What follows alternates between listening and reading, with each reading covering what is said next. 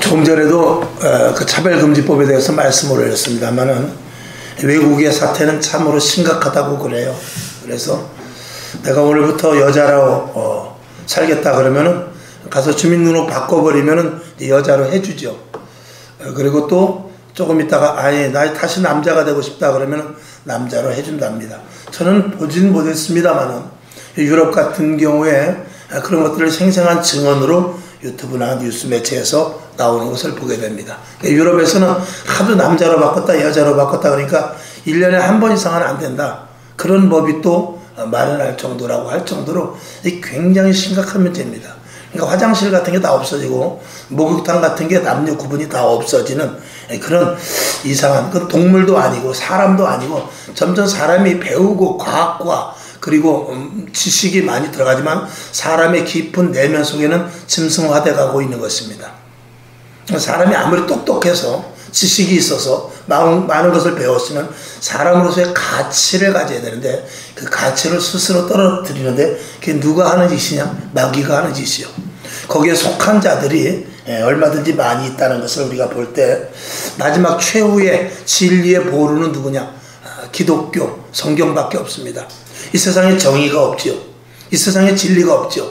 포스트 모더니즘이라고 해서 형식이 다 파괴되고 모두가 다 진리라고 말하는 그런 시대 속에서 참 진리는 오직 하나님의 말씀밖에 없는 것입니다. 저는 그런 생각을 해봅니다. 내가 만약에 예수를 안 믿었으면 나도 그런 자리에 편승될 수밖에 없었을 텐데 내가 예수를 믿었기 때문에 이 말씀이라는 권위 아래서 하나님을 알게 되고 말씀을 진실로 믿어지게 했으니 참으로 감사한 일이다. 그러니까 우리가 이 말씀을, 그런데 우리가 분명히 알 것은 이 말씀을 가지고 해석을 해도 잘못 해석할 수가 있죠. 그래서 좌파가 생기고 우파가 생기고 신천지가 생기고 또 이단이 생기고 여러 가지 교가 생기는데 이 성경은 반드시 하나님의 말씀, 성령으로만 해석되어야지, 성령으로 해석되지 않으면 2단이 될 수도 있고 3단이 될 수도 있고 좌우로 갈라질 수도 있습니다. 그래서 이 성경이, 신학이 성경 위에 서고 사상이 신학 위에 서고 하는 것들은 이 성경이 잘못 해석되기 때문에 그렇습니다. 이 성경이 분명하게 성령으로 말미암아 해석되면은 이 세상의 신학이나 사상이나 모든 것 위에 하나님의 말씀이 설 수가 있게 되는 것이죠. 오늘 여러분에게 하나님의 말씀의 권위에 대해서 다시 한번 인정하시고 말씀이 진리라는 것을 깨닫고 말씀대로 살아갈 수 있기를 주님의 이름으로 축원합니다.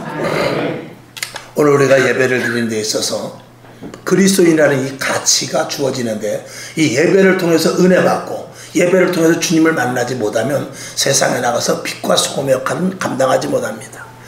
지난번에 명절 때 내비게이션을 잘못 봐가지고, 잘못 본 게 아니죠.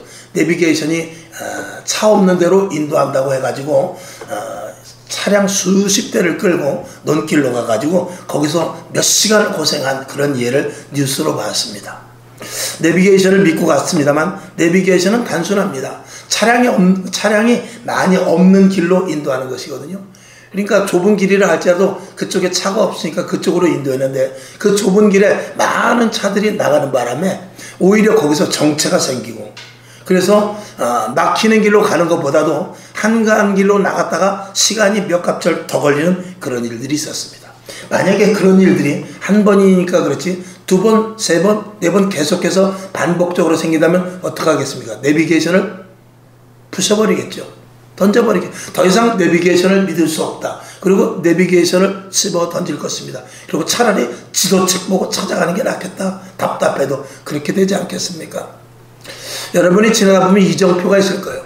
그 이정표는 가만히 거기 서 있는 자체로 자기의 능력을 발휘합니다. 서울 왼쪽, 부산 오른쪽, 이렇게 예를 들어서 그 이정표가 있으면 그 이정표가 만약에 잘못되어서 서울이 왼쪽이고 부산이 오른쪽인데 그게 거꾸로 되었다든지 아니면 조금 내려가다 보니까 이정표가 또 이상하게 바뀌고 그랬다면 그 이정표는 고철덩어리에 불과할 것입니다. 이정표가 정확할 때 그때 이정표로서의 가만히 그는 서만 있으면 되는 것입니다. 그리고 그의 역할을 감당하는 것이죠. 그리스도인으로서의 가치는 무엇입니까? 우리 안에 영적으로 충만해야 됩니다. 성령의 인도하심을 받아야 되고, 교회도 마찬가지죠. 교회는 음부의 권세가 틈타지 못하고 사단의 세력이 틈타지 못하며, 그리고 교회는 주님의 몸된 바로 예수 그리스도의 몸이라고 그랬어요. 예수 그리스도는 그 가치가 대단합니다. 귀신이 먼저 알고 마귀가 먼저 알며 사단이 먼저 알죠. 우리 교회에 대해서 가치가 떨어졌다는 것은 그만큼 교회의 가치가 하락됐기 때문에 그렇습니다. 교회 동네에 십자가만 서 있어도 그 동네가 보이지 않는 빛이 나야 돼요. 그 동네에 교회 다니는 사람이 있으면 그 동네 자체가 바뀌어져야 된다, 그 말입니다. 우리 교회가 이게 비록 이렇게 지하가 됐든지 상가가 됐든지 큰 교회가 됐든지, 교회가 그 동네 섬으로 말미암아서 교회에 대한 보이지 않는 그 영적인 가치가 올라가 있어야 돼요. 그러니까 그 영향력이 교회를 통해서 보이지 않게 혹은 보이게 드러나야 되거든요. 예를 들어서 어떤 장로님, 어떤 집사님, 어떤 성도가 신앙을 갖고 예수를 믿음으로 말면서 그 사람이 완전하게 변화되었다면 그 동네는 발칵 뒤집어질 것입니다. 그리고 그 숫자가 많아지면 많아질수록 그 교회는 벽돌로 쳤지만 그 교회의 가치는 대단할 것입니다. 그런데 지금 교회가 변화되지 못하고 성도들이 세상 사람들과 똑같고 추구하는 바가 똑같으며, 그리고 바라는 것들이 세상 사람들과 똑같은 목표를 가지고 있기 때문에 이 교회가 가치가 떨어지게 되는 것입니다. 교회 안에서 즐거우면 얼마나 즐겁겠어요. 교회가 얼마나 시설을 잘해놓으면 얼마나 잘해놓겠어요. 교회 안에서 친목을 다지면 얼마나 친목을 다지겠어요. 여러분, 산악회나 낚시회 이런 데 가면 더 즐겁습니다. 웬만한 식당만 가도요, 인테리어가 얼마나 잘 되는지 모릅니다. 편리시설이 잘 되어 있고요, 의자도 더 좋고 분위기도 좋습니다. 교회는 그런 것을 따라갈 수 없어요. 교회는 아무리 세상 말로 돈을 쳐바른다 할지라도 세상의 그 어떤 화려함이나 세상의 어떤 즐거움을 따라갈 수 없습니다. 이 교회 안에서 즐길 수 있는 것은 영적인 부분으로 할 수 있어야 돼요. 하나님의 임재와 성령의 인도하심과 영으로 말미암은 것들이 육을 잡아서, 영으로 말미암아서 영이, 사도 바울은 그렇게 고백하죠. 내가 영으로 말미암아 육을 쳐서 복종시킨다고 그랬거든요. 그건 뭐냐면 복종시켜서 주의 일을 감당하는 것도 있지만, 영으로 말미암은 즐거움, 영으로 말미암은 기쁨, 영으로 말미암은 내 속에서 흘러넘치는 샘물과 같은 그것이 육신의 고통도 이길 수 있고 육신의 어려움도 감당할 수 있고 내게 일어나는 화와 분조차도 다 다스릴 수 있게 되는 것이죠. 그런 영적인 사람이 이 동네에서 세상에 나가서 그런 기분을 가지고 그런 영적인 파워를 가지고 산다면 동네 자체가 교회에 대한 인식이 달라지고 성도에 대한 인식이 달라질 것입니다. 오늘 우리가 예배를 드리는 데 있어서, 오늘 주님 앞에 나와 예배 드리는데, 물론 구원받은 자들이 모여서 예배 드리는 장소가 교회입니다. 그러나 예배를 드리는 이 장소 속에서 주님을 만나 다시 한번 주님과의 깊은 교제를 갖지 못하면 왜 우리가 하필 일주일 중에 첫날 주님 앞에 드립니까? 달력을 보면 일, 월, 화, 수, 목, 금, 토입니다. 월, 화, 수, 목, 금, 토, 일 이렇게 쉬는 것이 아니라 일요일 첫날을 먼저 드림으로 말미암아서 일주일을 승리하는 것이거든요. 그것은 바로 우리가 영적으로 하나님을 만나 영적인 제사를 지내고 주님과의 깊은 영적인 교감을 갖고 영적인 파워를 극대화시켜서 세상에 나가서 살라라는 그런 의미인 것입니다. 오늘도 예배 드릴 때 주님 만나지 못하고 가면은 아무런 소용이 없습니다. 말씀을 통해서 깨닫고, 그리고 주님의 은혜가 감지되고 내 안에 영이 기뻐 즐거워하지 않으면 우리의 예배는 아무런 소용이 없음을 말씀을 드립니다. 성경은 이렇게 말합니다. 말라기서 1장 10절을 한번 보겠습니다. 자, 시작. 만군의 여호와가 이르노라. 너희가 내 단 위에 헛되이 불사르지 못하게 하기 위하여 너희 중에 성전문을 닫을 자가 있었으면 좋겠도다. 내가 너희를 기뻐하지 아니하며 너희 손으로 드리는 것을 받지도 아니하리라. 아멘. 예배가 있고 예배자가 있습니다. 오늘 우리는 예배를 드리지만 하나님은 우리의 예배를 보는 것이 아니라 예배자 한 사람 한 사람을 봅니다. 물론 예배를 받으시고 예배 드리는 것을 보지만 그럼에도 불구하고 더 중요한 것은 예배자 한 사람 한 사람인 것입니다. 우리는 하나님께 경배하는 행위로서 예배를 드립니다. 그러나 그럼에도 불구하고 이 예배가 최상의 예배가 되기 위해서는 한 사람 한 사람이 주님을 만나는 주님의 터치를 감지할 수 있는 그런 예배를 드려야만 이 예배가 하나님의 영으로 충만한 예배의 장소가 되고, 그리고 하나님은 우리를 통해서 기뻐 받으시는 예배가 되는 거죠. 찬양을 드리고 기도를 하고 헌신 봉사를 한다 할지라도 하나님은 그 가운데서 진정한 예배의 자를 찾고 있습니다. 다시 말씀을 드립니다. 하나님은 예배를 찾는 것이 아니라 예배의 자를 찾고 계시는 거예요. 오늘도 전국 방방곡곡에서 예배를 드립니다. 교회가 크든지 작든지 예배를 드려요. 그러나 그 예배 드리는 공간 속에서 하나님은 누구를 찾느냐? 진정한 예배자를 찾고 있는 거예요. 그러니까 하나님의 1대1 개개인으로 만나기를 원하고 계시는 것이죠. 우리가 우리 권사님이, 어떤 권사님이 그랬어요. 교회가 좀 컸으면 우리 남편이 올 텐데. 그런 말씀을 한 걸 제가 들은 적이 있어요.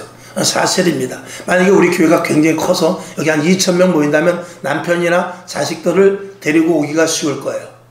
우리가 저 남천동에 있을 때도 집사님 한 분이 교회를 나오면서 상담을 한다고 그래요. 그게 무슨 상담을 하나 했더니, 목사님 죄송하지만 우리 자녀들은 저 큰 교회를 좀 보냈으면 좋겠습니다. 거기 가서 좀 배우고 거기 가서 좀 이렇게 넓은 데서 있고 싶어요. 그러더라고요. 그럼 뭐 이미 결정한 걸 어떻게 해요? 뭐 알아서 하십시오 그랬죠. 여러분, 그러나 우리가 큰 교회 가서 뭘 할 건데요? 또 지하교회에서는 뭘 할 건데? 교회가 크든지 적든지 간에 우리가 나와의 하나님과의 1대1의 관계 속에서 주님을 만나는 예배 드리지 못하면 그건 헛방인 거예요. 뒷자리에 앉아서 우리가 예배를 드리고 가는 행위가 다가 아닙니다. 그냥 우리가 이 자리에서 예배를 드리면서 주님께서 나를 얼마만큼 사랑하는지를 느낄 수 있어야 되고, 하나님이 나를 어떻게 간섭하시며 내가 무엇을 해야 되고, 하나님께서 왜 나를 부르셨으며 이 땅에서 어떻게 살아가야 되고 그리스도인으로서 어떻게 살아야 되는 그 부분에 대해서 분명성을 갖지 못하면 우리의 예배는 아무런 의미가 없는 것입니다. 그러니까 예배를 때 내가 와서 예배를 드리고 내가 와서 하나님을 만나고 내가 마음대로 내가 시간 허락되는 대로 드리고 내가 드릴 수 있는 만큼 드리고 내가 마음을 가지고 드리는 것은 아무런 의미 없습니다. 예배를 드리는 것은 하나님의 의도하에 하나님의 그 어떤 그 임재 속에 내가 거기에 압도되어서 하나님의 영역 속으로 내가 들어가 버려야지. 그 하나님의 영역 속으로 들어가서 하나님의 이끌림 속에 드려지는 예배가 드려야지. 오늘도 방방곡곡에서 예배 드릴 때 하나님께서 각 교회마다 하나님께서 의도하는 그 목적이 있습니다. 각 심령들의 시대에 맞게 그 개개인에 맞게 하나님께서 여러분에게 들려주시는 의도와 음성이 있다 이 말입니다. 그걸 듣고 가야, 그래야 세상에 나가서 내가 어떻게 살아야 될지, 어떻게 내가 행동을 해야 될지, 그리고 누구를 만나면 어떻게 내가 대처를 해야 될지 등등 작은 부분에 이르기까지 할 수 있는 것입니다. 근데 단순히 예배를 누가 드리냐? 내가 드리는 것이죠. 오늘 여기 누가 앉아있냐? 내가 앉아있는 것이죠. 오늘 내가 어떻게 헌신하냐? 내가 헌신하는 것이죠. 그거는 아무런 의미가 없습니다. 극단적으로 말씀을 드린다면 하나님은 여러분이 이 자리에 앉았을 때 오늘 여러분이 어떻게 살 것을 이야기해 주셔요. 지금 있는 상황 가운데서 하나님이 어떻게 대처할 것을 말씀해 주세요.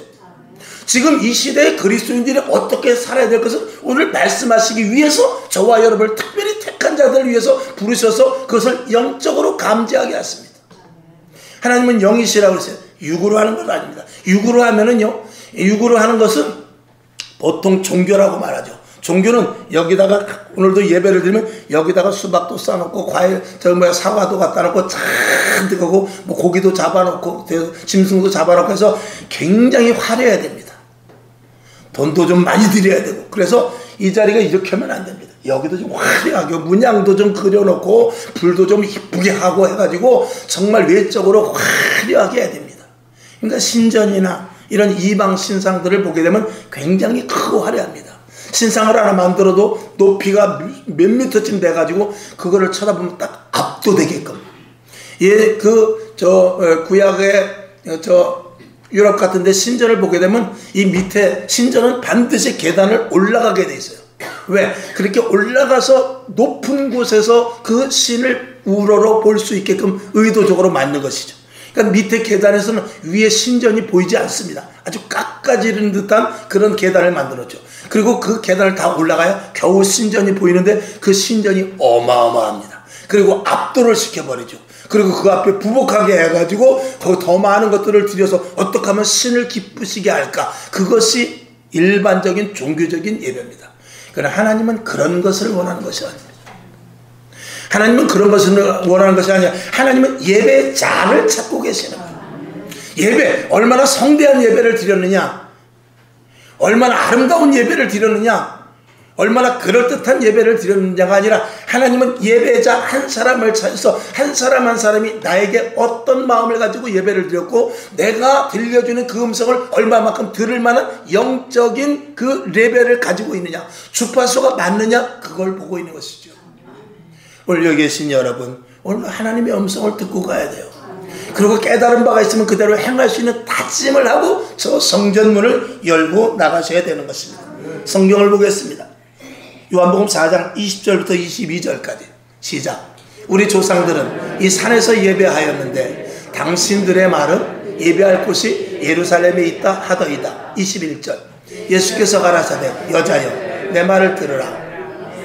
이 산에서도 말고 예루살렘에서도 말고 너희가 아버지께 예배할 때가 이르니라. 아멘. 여기 보면은 22절 21절에 보면 이 산도 아니고 예루살렘도 아니고 즉 사마리아 여인이기 때문에 그 사마리아에서는 어디서 예배를 드리냐? 단과 베델이라는 곳에서 예배를 드렸습니다. 왜? 예루살렘까지 가야 되는데 예루살렘까지 가다가 그때 남과 북 이스라엘로 갈라져 이스라엘이 남과 북으로 분단이 되었습니다. 그래서 북 이스라엘 사람들이 남 이스라엘로 예배를 드리러 와야 되는데 이게 정치하는 그 여로보암이라는 왕이 자꾸 유다, 저 남 유다로 내려갔다가 올라갔다 내려갔다 하면서 마음이 변개될까봐 거기 내려가지 마라. 내려가지 말고 여기다가 산당을 세우자 해가지고 사마리아의 단과 베델이라는 곳에 거기다 금송아지를 모셔놓고 이게 하나님이다 이렇게 한 것이죠. 그런데 이제 그런 것들을 떠나서 예수님께서는 그런 부분에 대해 포함해서 말씀하시는데 이 산이 됐든지 저 산이 됐든지 혹은 예루살렘이 됐든지 그런 곳에서 예배를 드리는 것이 아니다라고 말하고 있어요. 그러면서 22절을 보죠. 너희는 알지 못하는 것을 예배하고 우리는 아는 것을 예배하느니. 알지 못하는 것 아는 것. 우리는 이 말씀에 대해서 깊이 생각해 봐야 돼요. 저와 여러분이 아는 예배를 드립니까? 모르는 예배를 드립니까? 우리가 조금 전에 말씀을 드린 대로 큰 종교적인 행위를 하는 것은 아무것도 모르고 드리는 거예요. 신이 지금 무슨 생각을 하고 있는지. 그저 내 형편과 사정을 갖고 비나이다 하면서 그저 신의 처분만 바라는 그런 예배가 아니겠어요? 그러나 우리는 그게 아닙니다. 우리는 아는 예배를 드려 하나님의 의도와 조금 전에 말씀드린 그대로요. 하나님의 의도와 하나님이 왜 나를 부르셨으며 지금 이 시대에 어떻게 살아갈 것 이런 것들을 하나님께서 구체적으로 가르쳐 주시죠. 그런 우리는 아는 예배를 드리는 것입니다. 오늘도 이 자리에 나온 여러분 거저 왔다 거저 가면 안 됩니다. 오늘도 방방곡곡 광화문에서 예배를 드리던 시청에서 예배를 드리던 큰 교회에서 예배를 드리는 제 아는 어떤 권사님은 오늘 야외 예배를 간다고 하더라고요. 가을에 오늘 야외 예배 드리라고. 야외 예배를 드리던 어쨌든지 간에 그곳에서 주님의 의도하심 속에서 주님을 만나는 예배가 되어야지 주님을 만나지 못하는 예배는 아무런 의미가 없게 되는 것입니다.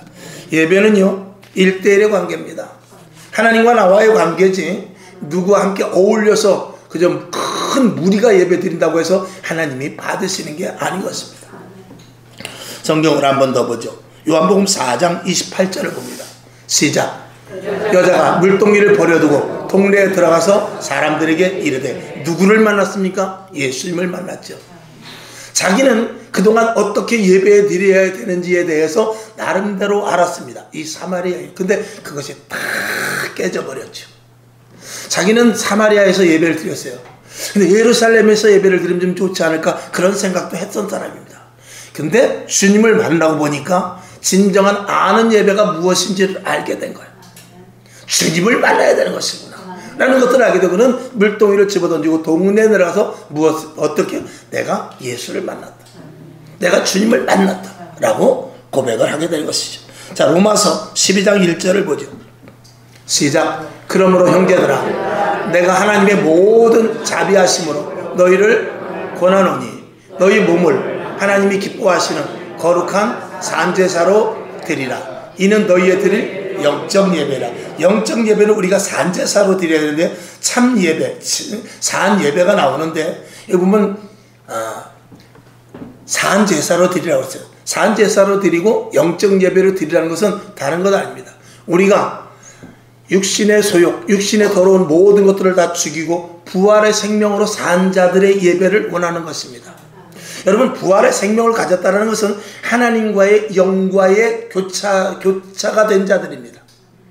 우리가 예수를 믿고 부활의 신앙을 알지 못하면 우리의 신앙은 언제나 육에 머물러 있습니다. 율법에 머무른다 그 말이죠. 그 머무르는 것은 내가 하는 것입니다. 내가 하는 것이지만 부활의 신앙을 가진 자는 주 예수 그리스도, 예수님께서 부활하신 후에 제일 먼저 하신 말씀이 뭐냐면 숨을 내쉬며 가라사대 성령을 받으라 그랬어요. 그 성령을 받으라는 것은 주의 영이 우리 안에 들어와 계신다는 것입니다.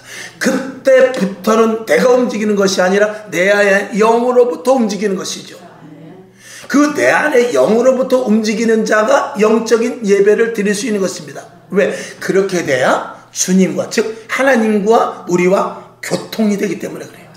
교제가 되기 때문에 그렇습니다. 교환이 된다 그 말이죠. 그러니까 오늘 우리가 예배를 드릴 때 주님과의 어떤 의도성을 가지고 만나야지. 주님의 의도도 모르는 예배, 그저 한 시간 나와서 졸다 가고 한 시간 나와서 헌금 드리고 가고 그저 봉사하고 가는 그런 예배가 돼서는 안 된다 그 말입니다. 오늘도 얼마나 많은 사람들이 오늘 본문에 보면 신령과 진정으로 예배를 드리라고 했어요. 왜? 하나님은 영이기 때문에. 개정판에는 영과 진리라고 그랬어요. 영과 진리의 예배를 드리라고 그러는데 하나님은 영이시기 때문에 영적인 사이클이 맞지 않으면 하나님이 받으실 수 없는 거죠. 우리가 TV를 봐도 지금은 뭐 이렇게 착착 아날로그로 디지털로 이렇게 되어 있습니다만 옛날엔 주파수를 이렇게 지지직 맞춰야 됐어요. 다이얼로. 그게 조금 잘 안 맞으면 지지직 소리가 많이 나지 않았어요? 그것과 마찬가지로 오늘도 예배를 드린다고 이 교회까지 나온 것은 나름대로 주파수를 어느 정도 맞췄을지 모르지만 주파수가 정확하게 맞지 않으면 지지직 소리만 듣고 가는 거예요. 교회 왔더니 지지직 소리만 들리는 거죠. 하나님의 세미한 음성이 들리는 것이 아니라 지지직 소리만 듣고 가는 거예요. 교회 와도 난 무슨 소리인지도 모르겠더라. 교회 가봤는데 정신만 더 없고 그런 교회를 왜 다니는지 모르겠어. 자기가 주파수를 맞추지 못하면 그렇게 되는 것입니다. 오늘도 얼마나 많은 사람들이 하나님이 받지도 않는 예배를 드리고 그리고 예배 잘 드렸다고 가는지 몰라요. 오늘 우리 한번 심각하게 예배에 대해서 생각해 보기를 바랍니다. 오늘 이 한 시간 동안 예배에 대해서 신령과 진정에 대해서 다 예배에 대해서 말씀을 드릴 수 있는 시간은 부족합니다. 그러나 오늘 이 말씀을 들으시고 여러분들이 스스로 숙제를 해야 됩니다. 하나님이 어떻게 하면 더 기뻐 받으실까? 하나님이 어떻게 내가 예배를 드려야 하나님의 음성과 하나님의 사인과 내 안에서 영이 교차가 될까? 이런 것들을 생각해 보자는 것이죠. 오늘도 예배는 많이 드립니다. 그러나 진정한 예배자가 없죠. 모두가 나와서 예배를 드리는데 진정한 예배자가 없단 말입니다. 예배자 한 사람이 하나님과 교제가 될 때 그 예배는 위로부터 내려지는 주의 임재가 있는 것이고 기름 부음의 역사가 있게 되는 것입니다. 오늘도 여러분 한 사람 한 사람 진정과 신령의 예배가 되기를 주님의 이름으로 축원하며 우리 모두가 예배드리는 무리에 있지 말고 아멘. 각자가 하나님 앞에 다 예배자가 될 수 있기를 주님의 이름으로 축원하며 숫자의 문제가 아니라 하나님의 임재를 느끼게 되는 개개인들이 다 될 수 있기를 바라며 그것이 은혜 충만한 예배가 되는 것입니다. 창세기 8장 21절을 봅시다. 시작. 여호와께서 그 향기를 흠양하시고 아멘. 여러분 제사를 드리는 데서 고기를 태우면은 짐승을 태우면 그 냄새는 상당히 역겹습니다. 하나님이 그 짐승 타는 것을 사실은 가장 맡기 싫은 냄새예요. 근데 그 짐승을 태울 때 우리의 죄를 거기다 전가시켜서 하나님 나는 죄인입니다. 나는 하나님을 만날 수 없습니다. 죄라는 벽이 있기 때문에 하나님을 만날 수 없습니다. 그래서 이 죄를 이 짐승에게 전가시키고, 그리고 내가 죄가 회개됨으로 말미암아 내 안에 투명한 자가 되어서 하나님이 내 안에 거주할 수 있는 심령이 되는 그런 예배를 드리는 그 마음을 가지고 짐승에게 죄를 전가하여 그 짐승을 태우니 그 짐승에서 나는 냄새는 지독하고 냄새나고 끓음이 있을지 모르지만 하나님은 그 향기를 흠양하셨다고 그래요. 왜? 그 냄새, 그 탄 냄새는 싫지만 그것으로 인해서 우리의 심령이 깨끗해지고 우리 심령 속에 하나님의 영이 임할 수 있으니 그것을 기쁘게 흠양하시는 거예요. 오늘도 더럽고 추한 우리들이 왔어요. 오늘 여기는 냄새나는 자리예요. 추한 자리입니다. 그러나 오늘 우리 하나님 나의 죄를 용서하시고 예수 그리스도께서 우리의 모든 죄를 다 십자가를 통해서 사함받은 것을 믿습니다. 오늘도 한 주간 동안 지은 죄를 용서하시고 알게 모르게 지은 죄를 용서하시고 다시 한번 오늘도 예수 그리스도의 이름으로 살기 원합니다. 나는 그런 죄가 고백되어 십자가 속으로 들어갈 때 주의 영이 우리 심령에 임하게 될 것입니다. 그 예배를 받고 그 예배를 드리고 성전문을 열고 나가서 새 마음을 가지고 새 사람으로 살 때 세상에 나가서 빛이 되고, 비록 내 하나의 이 작은 정말 육척의 몸이지만 내 하나가 이정표와 같은 역할을 할 수 있게 되는 것입니다. 그런 이들이 있는 교회가 정말 영향력을 줄 수 있는 그런 교회가 되는 것이죠.